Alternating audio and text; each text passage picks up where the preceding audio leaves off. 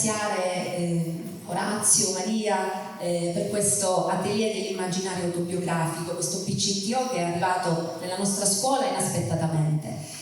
Lo abbiamo accolto subito con grande entusiasmo, è stato veramente un percorso di crescita per i nostri ragazzi. I frutti sono i loro elaborati dove emerge un universo davvero pieno di tante emozioni.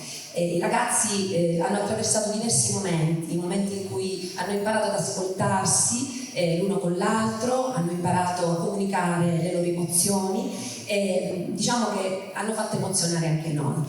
Anche per me è stato un momento importante perché ho imparato anche da loro, ho imparato a conoscerli meglio, per cui vi ringrazio e spero che possa ripetersi anche il prossimo anno e complimenti a questi ragazzi.